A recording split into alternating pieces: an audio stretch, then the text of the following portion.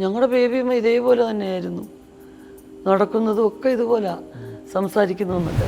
എന്നെ സ്നേഹിക്കുന്നവരെല്ലാം അത് പറഞ്ഞാണ് ഞാൻ അതിനെക്കുറിച്ച് ചിന്തിക്കാൻ തുടങ്ങിയത്.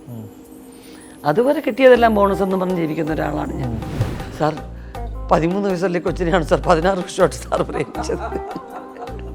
പിന്നെ ജയറാമിൻ്റെയൊക്കെ കോമ്പിനേഷൻ എന്ന് പറഞ്ഞാൽ ജയറാമൊക്കെ അതിനെ അങ്ങേയറ്റം ഇംപ്രവൈസ് ചെയ്ത് നമ്മളെ പ്രോത്സാഹിപ്പിക്കും. എനിക്ക് വലിയ ആഗ്രഹമാണ് നെഗറ്റീവ് ക്യാരക്ടേഴ്സ് ചെയ്യാൻ. കാരണം അത് വേറൊരു ഭാവമല്ലേ.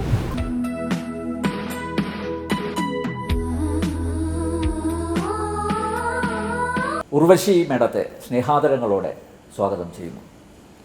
നമസ്കാരം. എനിക്ക് തോന്നുന്നു കൃഷ്ണയുടെ മനസ്സിലുണ്ടായിരുന്നു തോന്നുന്നു, മാത്രമല്ല ആ സെറ്റിലുള്ളവരുടെ മനസ്സിലുണ്ടായിരുന്നു ഇതൊരു അവാർഡ് ലഭിക്കുന്ന പെർഫോമൻസ് തന്നെയാണ് ചേച്ചിയുടെ ഭാഗത്തുനിന്ന് ഉണ്ടായതെന്ന്. അവർക്കുണ്ടായിരുന്നിട്ടുണ്ടാവും, പക്ഷെ ഞാൻ അത് പ്രതീക്ഷിക്കാറില്ല. കാരണം അത് പ്രതീക്ഷിക്കാതിരിക്കുന്നതാണ് എപ്പോഴും നല്ലത്. കാരണം എപ്പോഴും നമ്മൾ എന്താ പറയുന്നത്, സുതാര്യമായ കാര്യങ്ങളായിരിക്കും ഈ ലോകത്ത് സംഭവിക്കുന്നതെന്നുള്ള പൂർണ്ണ ബോധ്യമുണ്ടെങ്കിൽ മാത്രമേ ആശിക്കാവൂ എന്നുള്ള വിശ്വാസക്കാരിയാണ് ഞാൻ പല കാര്യങ്ങളിലും. അപ്പോൾ ആശിക്കാതിരുന്നാൽ കുഴപ്പമില്ല. അല്ല, പക്ഷെ ഇന്നേ വരെ എക്സ്പെക്റ്റ് ചെയ്തിരുന്നില്ലേ? ഇല്ല. ബേബിയിലെ ആ ക്യാരക്ടർ അത് ജീവിച്ചിരുന്നൊരു സ്ത്രീയാണ്. അതെ, 10 കൊല്ലത്തിന് മുമ്പ് അവിടെ അണ്ണാനഗറിൽ ജീവിച്ചിരുന്നൊരു സ്ത്രീയാണ് അവർ. എനിക്കറിയത്തില്ല. അതും അവാർഡിന് പരിഗണിക്കപ്പെട്ടതല്ലേ? തീർച്ചയായിട്ടും അതും ബെസ്റ്റ് ആക്ട്രസ് ആയിട്ട് പരിഗണിക്കപ്പെട്ടതാണ്. അതെ, അത് ഒരു ഞാൻ ഷൂട്ടിംഗ് തുടങ്ങി ഒരാഴ്ച ഒക്കെ കഴിഞ്ഞതിന് ശേഷമാണ് ഡയറക്ടറുടെ അമ്മയുടെ ചേച്ചി അത് ഡയറക്ടറെ വളർത്തിയതും ഒക്കെ ആ സ്ത്രീയാണെന്നൊക്കെ മനസ്സിലാവുന്നത് എനിക്ക്. ലൊക്കേഷനിൽ ഞാൻ പോകുമ്പോൾ അവരുടെ ബന്ധുക്കളെല്ലാം റിയൽ ലൊക്കേഷനാണ്, അവർ ജീവിച്ചിരുന്ന സ്ഥലവും വീടും ഒക്കെ. അപ്പോൾ ആ പരിസരത്തുള്ള പലരും ഇങ്ങനെ വാപത്തി കരയുമൊക്കെ ചെയ്യുന്നുണ്ട്. എന്തിനാണെന്ന് എനിക്ക് മനസ്സിലാകുന്നില്ല. അപ്പോൾ ഞാൻ പിന്നെ ചോദിച്ചു, എന്താ സങ്കടപ്പെടുന്നത്? ഞങ്ങളുടെ ബേബിയും ഇതേപോലെ തന്നെയായിരുന്നു, നടക്കുന്നതും ഒക്കെ ഇതുപോലെ, സംസാരിക്കുന്നതെന്നൊക്കെ. അപ്പോൾ അത് വലിയൊരു സന്തോഷമല്ലേ, നമ്മൾ കാണാത്ത ഒരാളിനെ അതിനകത്തുള്ള കുഴപ്പം എന്താ പറയുക, ക്യാരക്ടർ ചിരിച്ചുകൊണ്ട് തുടങ്ങി വഴക്കുണ്ടാക്കി അവസാനിപ്പിക്കുക, കരഞ്ഞുകൊണ്ട് തുടങ്ങി കോമഡി തീരുക, ഇങ്ങനെ അൺപ്രഡിക്റ്റബിൾ ആയിട്ടുള്ളൊരു ക്യാരക്ടർ. ഇത് ഏത് രീതിയിൽ എപ്പോൾ പ്രവർത്തിക്കുമെന്ന് അറിയാനേ പറ്റത്തില്ല. അതൊരു വല്ലാത്ത പ്രശ്നമായിരുന്നു. ആ സീൻ പൊട്ടിച്ചിരിച്ചുകൊണ്ട് തുടങ്ങിയിട്ട് നിപ്പിന് കരയണം, വളരെ സീരിയസ് ആയിട്ട് തുടങ്ങിയിട്ട് അടുത്തത് നെക്സ്റ്റ് കോമഡിയാണ്. അതൊരു വല്ലാത്തൊരു ക്യാരക്ടറായിരുന്നു. അത് എല്ലാം ചാലഞ്ചിങ് ആയിട്ടുള്ള റോളുകളാണ് കിട്ടിയതല്ല. ഒരുപാട് കോമഡി റോൾ ചെയ്തില്ലേ അല്ലേ? എങ്ങനെ പൊതുവേ മറ്റുള്ളവർ ചിരിപ്പിക്കുക എന്ന് പറയുന്നത് വലിയ ദുഷ്കരമായിട്ടുള്ള കാര്യമാണെന്ന് കേട്ടിട്ടുണ്ട്. എങ്ങനെയാണ് ചേച്ചിക്ക് ഫീൽ ചെയ്തത്? ഇല്ല, എൻ്റെ വീട്ടിലെല്ലാവരും നല്ല സെൻസ് ഓഫ് ഹ്യൂമർ ഉള്ളവരാണ്. അച്ഛനും എൻ്റെ അമ്മയും.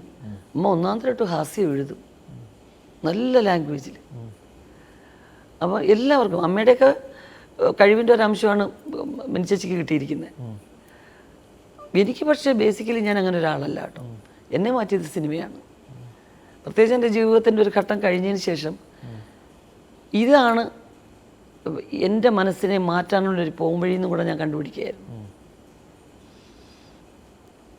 മാത്രമല്ല ഫീമെയിൽ കോമഡി ലോകത്ത് വളരെ കുറച്ച് അംഗീകരിക്കപ്പെട്ടിട്ടുണ്ട്, പ്രത്യേകിച്ച് ഹീറോയിൻ കോമഡി. അപ്പോൾ അതൊരു ചാലഞ്ചിങ് ആയിട്ട് എനിക്ക് തോന്നി. അങ്ങനെ ഞാൻ മലയാളത്തിലാണ് എൻ്റെ തട്ടകം എന്ന് പറഞ്ഞാൽ ആ കാര്യത്തിൽ മലയാളമാണ്. കാരണം ഇവിടെ എല്ലാ ഡയറക്ടേഴ്സും, പ്രത്യേകിച്ച് സത്യൻ്റെയൊക്കെ സിനിമകൾ, അതിനകത്ത് കുറച്ച് ഹ്യൂമർ മിക്സ് ചെയ്താൽ കുഴപ്പമില്ല കുറച്ച് സൂപ്പറായിരിക്കുന്നു എന്ന് പറയും. അപ്പം അങ്ങനെയാണ് ആ സിനിമകളൊക്കെയാണ് എന്നെ അതിലേക്ക് കൂടുതൽ കൊണ്ടുപോയിട്ടുള്ളത്.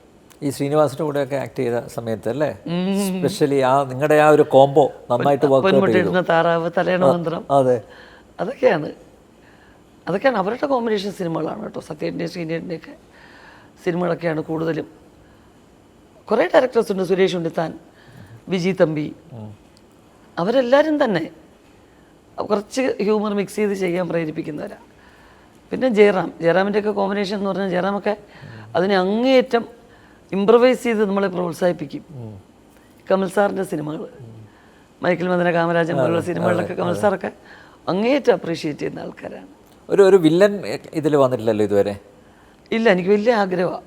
ആണോ? എനിക്ക് വലിയ ആഗ്രഹമാണ് നെഗറ്റീവ് ക്യാരക്ടേഴ്സ് ചെയ്യാൻ. കാരണം അത് വേറൊരു ഭാവമല്ലേ, വേറൊരു എക്സ്പ്രഷനല്ലേ. എനിക്ക് ഒത്തിരി ഇഷ്ടമാണ്. എനിക്ക് പക്ക നെഗറ്റീവ് ക്യാരക്ടർ ചെയ്യണമെന്ന്. ഓഡിയൻസ് എങ്ങനെ ഇഷ്ടപ്പെടുമെന്ന് എനിക്ക് അറിഞ്ഞുകൂടാ. പക്ഷെ എനിക്കിഷ്ടമാണ് പേഴ്സണലായിട്ട്, ഭയങ്കര ഇഷ്ടമാണ്. എനിക്ക് ആ മിഥുനത്തിലെ സീൻ എനിക്ക് പലപ്പോഴും കാണും ചിരി വരെ. ഏതാണെന്നറിയോ? പായൽ ചുരുട്ടിക്കൊണ്ട് പോകുന്നത്. നമ്മൾ ഈ ചുമന്നുകൊണ്ട് ഭാരത്തിന്റെ ചേട്ടനാണ് സാർ പുറകെ വരുന്നത്. അല്ല, അതെല്ലാം ഒറ്റ ടേക്കിലാണോ? പിന്നെ അല്ലെങ്കിൽ ഒന്നും ആ വയൽ വരമ്പിലൂടെയല്ലേ പോകുന്നത്. ഒന്ന് ആലോചിക്കുക, സീനിയേട്ടൻ്റെ ലാലേട്ടൻ്റെ ഒരു കോമ്പോ. ഞാനിങ്ങനെ കിടക്കുക. സീന അതൊക്കെ. സാർ 13 വയസ്സല്ലേ കൊച്ചിനെയാണ് സാർ 16 വർഷമായിട്ട് സാർ പ്രേമിച്ചത്. അതൊക്കെ നമുക്ക് ബൈഹാർട്ടാണ് സാർ. എനിക്കിൻ്റെ ഭാരം സഹിക്കാൻ ഇപ്പം താഴെ ഇടും. ഞാൻ മേളിൽ ഇരുന്നുകൊണ്ട് അയ്യോ മിണ്ടാടി താഴെ ഇട്ട് അവനെ ഞാൻ കൊല്ലും. അതൊക്കെ ഞങ്ങൾ ചിരിച്ച് ആസ്വദിച്ചിട്ടല്ലേ എടുക്കുന്നത്. അതങ്ങനെ തന്നെയാണ്. എന്തായാലും മലയാളത്തിലെ മഹാന്മാരായിട്ടുള്ള 2 നടന്മാര് ചുമന്ന് നടന്നല്ല കുറച്ച് ദൂരം. അല്ല, കുറച്ചേ ഇട്ടിട്ടുള്ളെങ്കിലും കുറേ ദൂരം നടന്നു.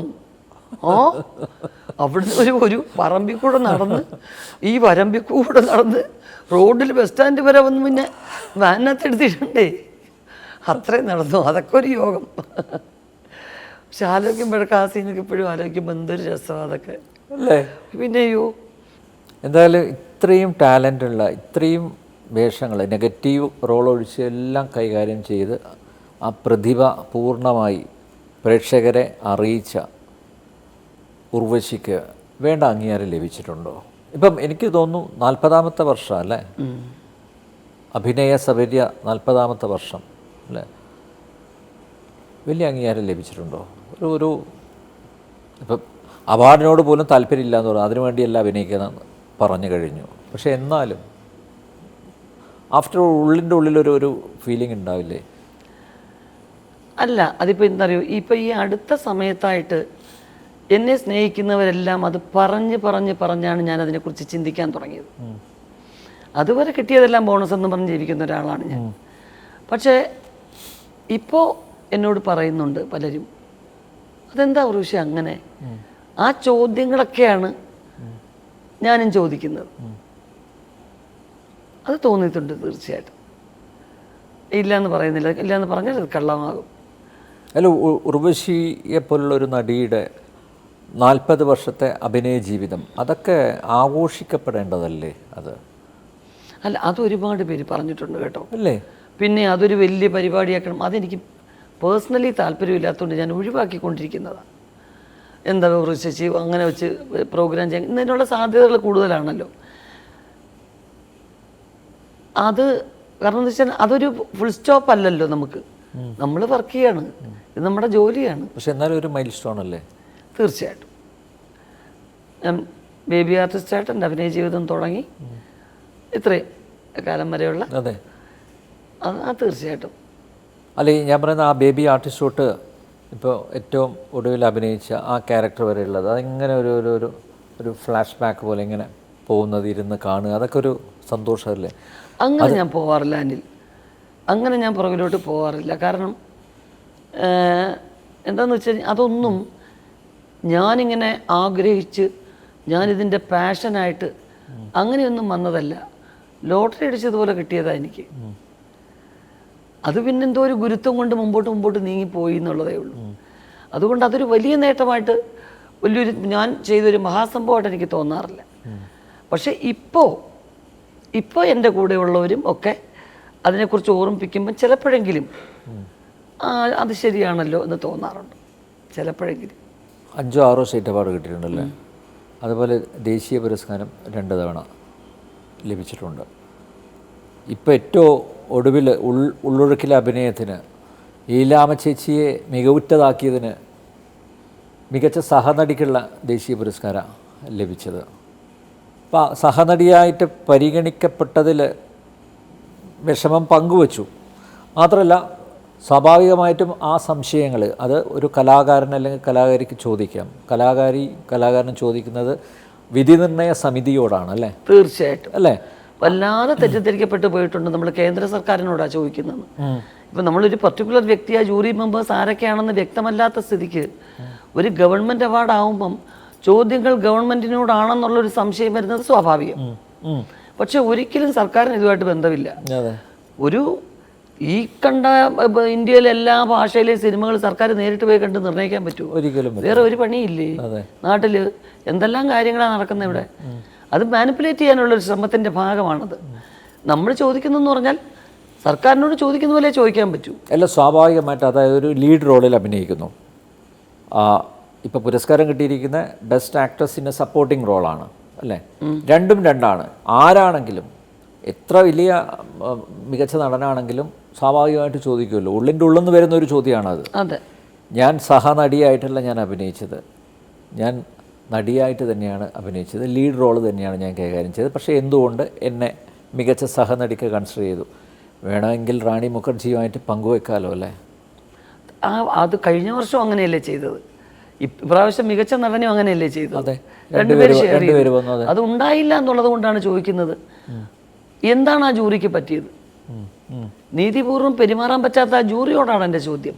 അതിനേക്കാൾ വലിയൊരു ചോദ്യം ഞാൻ ചോദിക്കുന്നത്, കേന്ദ്ര കഥാപാത്രം ചെയ്യുന്നവരെ നിങ്ങൾ സപ്പോർട്ടിംഗ് ആക്കുന്നത് വഴി സപ്പോർട്ടിംഗ് ക്യാരക്ടേഴ്സ് ചെയ്യുന്നവരെ നിങ്ങൾ എങ്ങനെ കാറ്റഗറൈസ് ചെയ്യും? നാളെ ഞാനൊരു സിനിമയിൽ ഒരു സപ്പോർട്ടിംഗ് റോൾ ചെയ്യും, ഏത് കാറ്റഗറിയിൽ നിങ്ങൾ എന്നെ പെടുത്തും? അല്ലെങ്കിൽ അത് പ്രതീക്ഷയ്ക്ക് വകയില്ലേ? ഇനി അത്തരം റോള് ചെയ്യുന്ന ഒരുപാട് നല്ല ആർട്ടിസ്റ്റുകൾ മലയാളത്തിലുണ്ട്. അപ്പോൾ അവരിനി ഞങ്ങളെ എങ്ങനെയായിരിക്കും കാറ്റഗറൈസ് ചെയ്യുന്നത്? അതോ സെൻട്രൽ ഗവൺമെൻറ് ആ കാറ്റഗറി എടുത്ത് കളഞ്ഞോ? മാറി മാറി വരുന്ന ജൂറികൾ ഏറ്റെടുക്കുന്ന കാര്യങ്ങളും ഇതിൻ്റെ തീരുമാനങ്ങളും ബാധിക്കുന്നത് സർക്കാരിനെയാണെന്നുള്ള ബോധം അവർക്കുണ്ടാകണം. അതെ, തീർച്ചയായും. അവരുടെ സ്ഥാപിത കാര്യങ്ങൾ നടപ്പാക്കുന്നത് വഴി മനസാവാച കർമ്മണം അറിയാതെ സർക്കാർ കുരുക്കിലാവുകയാണ്.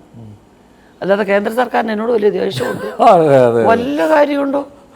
അപ്പോൾ അവരത് മനസ്സിലാക്കണം. അവർ എന്നെപ്പോലെ സിനിമാ പ്രവർത്തകരാണ്, പലപ്പോഴും എൻ്റെ അത്രയും സിനിമയിൽ അനുഭവമില്ലാത്തവരും കൂടിയാണ്. അപ്പോൾ അങ്ങനെ ചെയ്യരുത്. ഇതിനൊക്കെ കൃത്യമായിട്ട് സ്പെഷ്യൽ ജൂറി പരാമർശങ്ങളുണ്ടാകാം. പിന്നെ എന്തെല്ലാം സാധ്യതകളുണ്ടായിട്ടും അത് പാടില്ല എന്ന് പറയുമ്പോൾ ആ ചോദ്യം ഞാൻ ചോദിച്ചില്ലെങ്കിൽ എനിക്ക് പുറകെ വരുന്നവരെന്ത് ചോദിക്കും? അല്ല, ആ തീരുമാനം എന്തായാലും വേദനിപ്പിക്കുമല്ലോ അല്ലേ? തീർച്ചയായിട്ടും. എൻ്റെ ഒപ്പം സഞ്ചരിക്കുന്നവരും എനിക്ക് പുറകെ വരുന്നവരുമായിട്ടുള്ള ഒരുപാട് നല്ല ആർട്ടിസ്റ്റുകളുണ്ട്. അവർക്ക് ആ സാധ്യത പോലും വാതിലടയുകയാണ്. അപ്പോൾ എൻ്റെ ആ ചോദ്യം എന്ന് പറയുന്നതിൽ എനിക്ക് എന്നെ മറയ്ക്കാൻ അറിയില്ല. ഞാൻ ചോദ്യമായിട്ട് തന്നെ നിൽക്കും. കുട്ടേട്ടൻ്റെ കാര്യത്തിൽ അതിനല്ലേ സംഭവിച്ചത്? തീർച്ചയായിട്ടും. എത്ര മനോഹരമായിട്ട് അദ്ദേഹത്തിന്റെ എഫേർട്ട് എടുത്തു ഈ പ്രായത്തിൽ. കാരണം ഞാനത് ആ പടം നിരസിച്ചു. അദ്ദേഹത്തിൻ്റെ വൈഫ് ക്യാരക്ടർ ഞാനായിരുന്നു ചെയ്യാനിരുന്നത്. ഞാൻ പറഞ്ഞു, എനിക്ക് ഈ പ്രോസ്റ്ററ്റിക് മേക്കപ്പിന് വേണ്ടി 5-6 മണിക്കൂർ ഇരിക്കുക, ഇതും വെച്ചുകൊണ്ട് ലൈറ്റ് നിൽക്കുക, വൈകുന്നേരം 4 മണിക്കൂർ വെച്ച് ഇത് എടുക്കുക, എന്നെക്കൊണ്ടൊന്നും പറ്റില്ല. മുഖം കഴിവിട്ട് ഞാൻ വന്നൊന്ന് അഭിനയിക്കാൻ പറ്റുന്ന റോളാണേ ചെയ്യും. പിന്നെ വല്ല മേക്കപ്പിലും ഇങ്ങനെയൊക്കെ കാണിക്കാം. പറ്റില്ല, ഈ കൈ വരെ ഉള്ളതിനെ ചുരുക്കണം. ഇതിന് എത്ര നേരം നിൽക്കാൻ പറ്റും മേക്കപ്പിന്? ഞാൻ പറഞ്ഞു ഞാനില്ല എന്ന് പറഞ്ഞു. പക്ഷെ അദ്ദേഹം അത് ഏറ്റെടുത്ത് ഈ ഒരു പ്രായത്തിൽ ആ മനുഷ്യന് കിട്ടാവുന്ന ഒരു ഹീറോ റോള്, നെടുനീളം ഇതായിട്ടുള്ള ഏറ്റവും ഉഗ്രം ക്യാരക്ടർ, അങ്ങനെ ഒരു റോള് കിട്ടിയിട്ട് അതുകൊണ്ടാണ് ചോദിച്ചത്. അല്ലാതെ ഷാരൂഖ് ഖാൻ അവാർഡ് കിട്ടിയത് അദ്ദേഹം ഇതിന് മുൻപേ എപ്പോഴും അർഹനാവേണ്ട ആളാണ്. തീർച്ചയായും. റാണി മുഖർജി മികച്ച നടിയാണ്, അവർക്ക് കൊടുത്തതിൽ ഒരു പരാതിയുമില്ല. നമ്മൾ പറയുന്നത് അവർക്ക് എല്ലാം നിങ്ങൾ ചെയ്തോളൂ, നീതിപൂർവ്വം പെരുമാറുക, കലയ്ക്കകത്ത് ബാക്കിയുള്ള കാര്യങ്ങൾ നിങ്ങൾ ഉൾപ്പെടുത്താതിരിക്കുക. അതുകൊണ്ട് ചോദിച്ചെന്നേ ഉള്ളൂ. ആ ചോദ്യം എക്കാലത്തും ഉണ്ടാവും. അതൊരു കോൺട്രവേഴ്സിയാക്കാനും അതിൽ രാഷ്ട്രീയം ഒന്ന് കയറ്റാനും ഒരു ശ്രമം ഉണ്ടായി. അല്ല, അതും അങ്ങനെ വരുമല്ലോ അനിൽ, സ്വാഭാവികമായിട്ടും. ഇപ്പം എനിക്ക് പറയാൻ പറ്റാത്തൊരു കാര്യം അനിൽ പറഞ്ഞാൽ ഞാൻ എൻ്റെ അഭിപ്രായം കൂടെ അനിലിൻ്റെ പെടലിക്ക് വെക്കുന്നതുകൊണ്ട് എനിക്ക് വല്ല നഷ്ടവും ഉണ്ടോ? ഞാൻ ചോദിച്ചെന്ന് പറഞ്ഞാൽ എനിക്ക് നിങ്ങൾ പെൻഷനാണോ തരുന്നതെന്ന് ചോദിച്ചത് സർക്കാരിനോട് ചോദിച്ചതുപോലെ വന്നിരിക്കും. പക്ഷെ നമ്മൾ ചോദിക്കുന്നത് ജൂറിയോടാ. സീരിയസ്ലി നിങ്ങൾ സൗത്തിൽ നിന്ന് വരുന്ന ആർട്ടിസ്റ്റുകളെ നിങ്ങളൊരു കാര്യം തീരുമാനിച്ച് വെച്ചിട്ട് അങ്ങനെ ചെയ്യണ്ട. നീതിപൂർവ്വം പെരുമാറാൻ സാധ്യതകൾ ഒരുപാടുണ്ട്. അതെ, ആ സാധ്യതകൾ എന്തുകൊണ്ട് നിങ്ങൾ ചെയ്തില്ല എന്നുള്ളതാണ്. അത്രേ ചോദിച്ചുള്ളൂ. സുരേഷ് ഏട്ടനോട് പരിഭവം പങ്കുവച്ചു. തീർച്ചയായിട്ടും. പിന്നെ അല്ലാതെ ഞാൻ ചോദിച്ചു. കാരണം അദ്ദേഹം എത്രയോ സിനിമകൾ ഞങ്ങൾ ഒരുമിച്ച് അഭിനയിച്ച ആൾക്കാരാണ്. അദ്ദേഹം എൻ്റെ സഹനടനായിട്ടിപ്പം സെൻട്രൽ മിനിസ്റ്ററി എത്തിയ ഒരാളെന്ന് പറയുമ്പോൾ നമുക്ക് അഭിമാനമാണ്. ആ ഒരു സ്വാതന്ത്ര്യത്തിൽ ഞാൻ ചോദിക്കാമല്ലോ, ചോദിക്കും, തീർച്ചയായിട്ടും ചോദിക്കും. ഞാൻ ചോദിച്ചപ്പോൾ അദ്ദേഹം അതിൻ്റെ കാര്യങ്ങൾ പറഞ്ഞു തന്നു. ഈ ചോദിക്കുന്നതൊക്കെ ശരിയാണ്, പക്ഷെ ജൂറിയുടെ തീരുമാനമാണ് അന്തിമം എന്നുള്ളൊരു സംഗതി ഉള്ളപ്പോൾ നമ്മൾ നമ്മുടെ ചോദ്യങ്ങൾ ചോദിച്ച് വെക്കുക. ഇനിയുള്ളവർക്കും ചോദിക്കാനൊരു സാധ്യത ഉണ്ടാവും. അല്ല, അടുത്ത വർഷം ഒരുപക്ഷെ ഈ രീതിയിൽ ഇങ്ങനെ ഒരു സംഭവം വരികയാണെങ്കിൽ സ്വാഭാവികമായിട്ടും കഴിഞ്ഞ വർഷം ഇങ്ങനെ ഒരു കോൺട്രവേഴ്സി ഉണ്ടായി, അതുകൊണ്ട് ജൂറി കുറേ കൂടി അലേർട്ട് ആയിരിക്കും. തീർച്ചയായിട്ടും. കാരണം നമ്മൾ ചോദ്യം ചോദിക്കുമ്പോൾ ഇവർ പറയുന്നത് ഇല്ല, ആ വർഷവും ഞങ്ങൾ 2-3 കൊല്ലത്തിനും ഇങ്ങനെ ബിജു മേനോനും ഇതിനും ഇങ്ങനെ ഒരു പ്രശ്നം ഉണ്ടായി, അപ്പോഴും ഞങ്ങൾ സപ്പോർട്ടിങ്ങാണ് കൊടുത്തത്, അതിനൊന്നും പറഞ്ഞില്ലല്ലോ. അപ്പോൾ ഇപ്പം ഞാൻ പറഞ്ഞില്ലെങ്കിൽ ഉർവശി അവാർഡ് വാങ്ങിച്ചല്ലോ, ഇത്രയും വർഷം എക്സ്പീരിയൻസ് ഉള്ള ഉർവശി ലീഡ് റോൾ ചെയ്തിട്ട് ഈ റോൾ അവാർഡ് വാങ്ങിച്ചുകൊണ്ട് മിണ്ടാതെ പോയല്ലോ, നിങ്ങളെന്താ ചോദിക്കുന്നതെന്ന് ചോദിക്കും. ഇവർ തന്നെ അത് ചെയ്തിട്ട് ഈ കുഞ്ഞിനെ നുള്ളിയിട്ട് തൊട്ടിൽ വാട്ടുന്നൊരു പരിപാടി ഉണ്ട്. അതാണ് ആ സമ്പ്രദായം വേണ്ട. ഞാൻ അവാർഡ് ഞാൻ വാങ്ങും. അത് കേന്ദ്ര ഗവൺമെൻറ്റിൻ്റെ ഒരു ജീവനക്കാരിയായിരുന്നു എൻ്റെ അമ്മ, ആകാശവാണിയിലെ അനൗൺസറായിരുന്നു. ആ ശമ്പളത്തിൽ ചോറ് കുറേ ഞാനും ഇട്ടിട്ടില്ലേ. അതിനെ എൻ്റെ അമ്മയൊക്കെ അത്ര റെസ്പെക്റ്റ് ചെയ്യും. അതിനെ ഈ കല എന്ന് പറയുന്നത് ജാതി, മതം, രാഷ്ട്രീയം, വംശീയം ഇതൊന്നുമില്ലാത്ത ഒന്നാണ് എന്ന് വിശ്വസിക്കുന്ന ആളാണ് ഞാൻ. സിനിമയിൽ നിൽക്കുന്നത് കാരണം ഇതിൻ്റെ ഒന്നും ആവശ്യമില്ല അവിടെ. പിന്നെ ജൂറിക്ക് രാഷ്ട്രീയം ഉണ്ടോ എന്നൊന്നും എനിക്കറിയത്തില്ല, അത് നമ്മുടെ വിഷയമല്ല, നോക്കാൻ പറ്റില്ലല്ലോ, ഒന്നും പറ്റില്ല. എല്ലാവർക്കും ഉണ്ടാവുമല്ലോ അവരവരുടേതായിട്ട് ചില രാഷ്ട്രീയം. പക്ഷേ ഓരോ ഡിപ്പാർട്ട്മെൻറ്റിലും അതാത് രീതിയിൽ കഴിവുള്ളവരെ ഏൽപ്പിക്കുന്നത് അവർ നിഷ്പക്ഷമായി പരമായിട്ട് പെരുമാറും എന്ന് വിശ്വസിച്ചിട്ടാണ്. അപ്പോൾ അവരോടാണ് നമ്മൾ ചോദിച്ചത്. ഇനിയും ചോദിക്കും, കാരണം അവരൊക്കെ ഇനിയും ഞാൻ മീറ്റ് ചെയ്യുമായിരിക്കും. അപ്പം അശുതോഷ് ഗൗരിക്കർ എന്ന് പറഞ്ഞാൽ നല്ല ഡയറക്ടറാണ് അദ്ദേഹം. അതുപോലെ ഒരുപാട് ജൂറി മെമ്പേഴ്സ് ഇവിടുന്ന് വരുന്നുണ്ട്. അപ്പം കാറ്റഗറൈസ് ചെയ്തിരിക്കുന്ന രീതിയിൽ നിന്നും മാറി സ്വന്തം താല്പര്യപ്രകാരം കൊടുക്കുന്നത് എന്ത് പ്രോട്ടോക്കോളിൻ്റെ അടിസ്ഥാനത്തിൽ നിന്നാണ് ഞാൻ ചോദിച്ചത്. അങ്ങനെ നിർണ്ണയിക്കാൻ അവർക്ക് അവകാശമില്ലല്ലോ. എല്ലാ കാര്യത്തിലും ഒരു പ്രോട്ടോക്കോളില്ലേ? തീർച്ചയായും അതേ ചോദിച്ചോളൂ. ആ ചോദ്യം ഞാൻ അങ്ങനെ അല്ല ചോദിച്ചതെന്ന് ഞാൻ പറയുകയില്ല, അങ്ങനെ തന്നെയാണ് ചോദിച്ചത്. ഇനിയും ചോദിക്കും. എന്തായാലും ഇനി ഇതിലും വലിയ പുരസ്കാരങ്ങൾ ചേച്ചിയെ കാത്തിരിക്കുന്നു. അത് ആ സമയമാകുമ്പോൾ ഈ കരങ്ങളിൽ എത്തട്ടെ എന്ന് ഞാൻ ആത്മാർത്ഥമായിട്ട് പ്രാർത്ഥിക്കുക. കാരണം ഞാൻ ഇപ്പോഴും പറയുന്നത് ഈ പ്രതിഭയ്ക്കുള്ള അംഗീകാരം ഇതുവരെ കിട്ടിയിട്ടില്ല. 100%. അത് ചേച്ചിയെ മുമ്പിലിരുത്തി ഇങ്ങനെ സ്തുതി പാടുകയല്ല, ഉള്ളിൻ്റെ ഉള്ളിൽ വന്ന കാര്യം പറയുകയാണ്. പുരസ്കാരങ്ങൾ കിട്ടട്ടെ. അപ്പോൾ നോക്കൂ, അഭിനയം മാത്രമല്ല, എഴുതിയല്ലോ അല്ലേ? പിടക്കോഴി കൂവുന്ന നൂറ്റാണ്ട് സിനിമ നിർമ്മിച്ചു. പിന്നെ സംവിധായക ആവാനുള്ള താല്പര്യമല്ലോ ഉണ്ടോ? എന്തോ എനിക്ക് ഇഷ്ടമല്ല. അതൊരു വലിയ പുലിവാലി, പണ്ടത്തെ പോലെയല്ല. ഇതിപ്പം തിയേറ്ററിൽ ഓടിക്കൊണ്ടിരുന്ന് ഈ പടം തീരുന്ന പോലെ തിയേറ്റർ വിസിറ്റും അതും ഇതും. നമ്മൾ ഷൂട്ടിങ് കഴിഞ്ഞ് നമുക്ക് നേരെ അഭിനയമാണെങ്കിൽ നേരെ നമ്മുടെ റൂമിൽ വന്നാൽ മതി. ഇത് പിന്നെ പോയിരുന്ന് പിറ്റേന്നത്തെ ഷൂട്ടിങ്ങിനുള്ള കാര്യങ്ങളൊക്കെ മടിച്ചു കാണും. ചലച്ചിത്ര മേഖലയിലേക്ക് കടന്നു വരാൻ സ്ത്രീകൾ മടിക്കുന്നുണ്ടോ? ഞാൻ ചോദിക്കുന്നതിൻ്റെ കാരണം എന്ന് വെച്ചാൽ ഈ കാസ്റ്റിംഗ് കൗച്ച് പോലുള്ള പ്രശ്നങ്ങളൊക്കെ. കഴിവുള്ളവരുണ്ട്. ഇപ്പം നോക്കൂ, ഒരുപാട് ടാലൻറ്റഡ് ആയിട്ടുള്ള ആളുകളുണ്ട്, പക്ഷേ അവർക്ക് ഒരു വെന്യു കിട്ടുന്നില്ല. അഥവാ ഒരു വെന്യു കിട്ടിക്കഴിഞ്ഞാൽ ചൂഷണം ചെയ്യപ്പെടുമോ എന്നുള്ള ആശങ്ക. ഇതെല്ലാം പരിഹരിക്കാനുള്ള ഒരു സംവിധാനം ഉണ്ടാവേണ്ടതല്ലേ? സ്ത്രീകൾക്കുള്ളിൽ ആദ്യം ഒരു ഐക്യം വരണം. അതില്ല. എന്നിട്ട് വേണം ബാക്കി കാര്യങ്ങളെക്കുറിച്ച് നമ്മൾ സംസാരിക്കാൻ. അവിടെ തന്നെ ഒരു വിഭജനമായിട്ട് കുറച്ച് പേര് ഇങ്ങനെയും കുറച്ച് പേര് അങ്ങനെയൊക്കെ പറഞ്ഞുകൊണ്ടിരിക്കുന്ന ഒരവസ്ഥ വരരുത്. ഒന്നിച്ച് നമ്മൾ നേരിടേണ്ട ഒരു പ്രശ്നം വരുമ്പോൾ ബാക്കി എന്തുണ്ടെങ്കിലും നമ്മൾ ഒരുമിച്ച് നേരിടണമെന്നുള്ള ഒരു നിശ്ചയദാർഢ്യം സ്ത്രീക്കുള്ളിൽ വന്നെങ്കിൽ മാത്രമേ ഇതിനൊക്കെ പരിഹാരം ഉണ്ടാവുള്ളൂ. പിന്നെ ഇതിൽ തന്നെ എത്ര പേരാണ് താത്കാലികമായ ചില താല്പര്യങ്ങൾക്ക് വേണ്ടി വെറുതെ നുണ പറയുന്ന എത്ര പേരുണ്ടാവും? ഒരു മെമ്പർഷിപ്പിന് വേണ്ടി അല്ലെങ്കിൽ സിനിമയിൽ ചില വേഷങ്ങൾ പ്രതീക്ഷിച്ച് കിട്ടാതെ വരുമ്പോൾ പറയുന്ന ചില കാര്യങ്ങൾ അങ്ങനെയൊക്കെ ഉണ്ടാവുമല്ലോ. ഇതെല്ലാം 100% സത്യമാണെന്നുള്ളതിന് എന്താ ഉറപ്പ്? ലേഡി സൂപ്പർ സ്റ്റാർ എന്ന് ഞാൻ വിളിക്കുന്നില്ല, സൂപ്പർ സ്റ്റാർ. മലയാള സിനിമയിലെ സൂപ്പർ സ്റ്റാറിൻ്റെ ഭാവി പരിപാടി എന്തൊക്കെയാണ്? അഭിനയിച്ചുകൊണ്ടേയിരിക്കുകയല്ലേ ഇപ്പോൾ? തീർച്ചയായിട്ടും അതാണ് ജോലി, അത് മാത്രമേ ഇപ്പോൾ അറിയൂ, വേറൊന്നും അറിയത്തില്ല. ഇടയ്ക്കൊരു ഇടവേള എടുത്ത സമയത്ത് അതെ, ഇവിടെ ഒന്നും നമുക്ക് അല്ല, റിപ്പീറ്റ് നമുക്കൊക്കെ വലിയ വിഷമായിരുന്നു. എന്തുകൊണ്ടാണെന്നറിയാവോ, ഒരേ ചുവട് പിടിച്ച് കുറച്ച് ക്യാരക്ടേഴ്സ് വരുന്നു എന്ന് തോന്നിയാൽ ഞാൻ പതുക്കെ അങ്ങ് വലിയും. കാരണം മൊണോട്ടണസ് ആയിട്ടില്ല. മൊണോട്ടണസ് മറ്റുള്ളവർ മടുപ്പിക്കരുത് ആരെ. അത് കുറച്ച് കാലമായിട്ട് അങ്ങനെയാണ്. മറ്റു ഭാഷകളിൽ നമ്മൾ പിന്നെ നമ്മുടെ ജോലിയുടെ ഭാഗമാണ്, നമ്മൾ അധികം ഡിമാൻഡ് ചെയ്യാറില്ല. ഡിമാൻഡ് ചെയ്യുന്ന പലപ്പോഴും സാമ്പത്തിക കാര്യങ്ങളിലായിരിക്കും. ബാക്കിയുള്ളത് അവരുടെ ഒരു രീതിയും ട്രെൻഡും അനുസരിച്ച് അവരെടുക്കുന്നു, അത്രയേ ഉള്ളൂ. എന്തായാലും യുവതലമുറയിൽ വലിയ പ്രതീക്ഷയുണ്ട് അല്ലേ?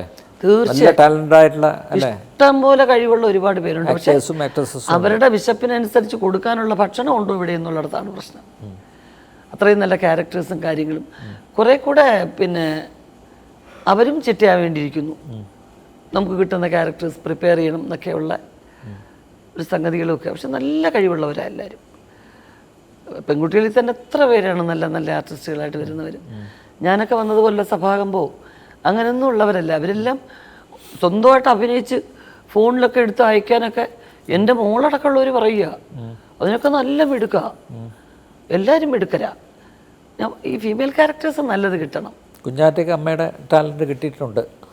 അങ്ങനെ കമ്പയർ ചെയ്യരുത്. ശരിക്കും പറയുകയാണെങ്കിൽ ഒരുപക്ഷെ എന്നേക്കാൾ നന്നായിട്ട് അവൾ ചെയ്തെന്നിരിക്കാം. പക്ഷെ എന്നെ വെച്ച് കമ്പയർ ചെയ്യുമ്പോൾ ആ പ്രതീക്ഷ ആരും കൊടുക്കാതിരുന്നാൽ മതി. വർക്ക് ചെയ്യട്ടെ, പിള്ളേരല്ലേ, അവർ വർക്ക് ചെയ്യട്ടെ. അപ്പോൾ എന്തായാലും ഈ ഒരു സുദിനത്തിൽ ഇത്രയും കാര്യങ്ങൾ സംസാരിക്കാൻ പറ്റിയത് വലിയ സന്തോഷം. ഇനിയും കൂടുതൽ പുരസ്കാരങ്ങൾ വരട്ടെ, ആ കൈകളിൽ വരുന്നുള്ള 100% വിശ്വാസം എനിക്കുണ്ട്. പുതിയ വ്യത്യസ്തങ്ങളായിട്ടുള്ള കഥാപാത്രങ്ങളും ചേച്ചിയെ തേടി എത്തട്ടെ.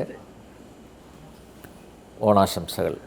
നമസ്കാരം എല്ലാവർക്കും, ജനം ടി വിയുടെ എല്ലാ പ്രേക്ഷകർക്കും, എന്നെ സ്നേഹിക്കുന്ന എല്ലാവർക്കും എൻ്റെയും കുടുംബത്തിൻ്റെയും ഹൃദയം നിറഞ്ഞ ഓണാശംസകൾ.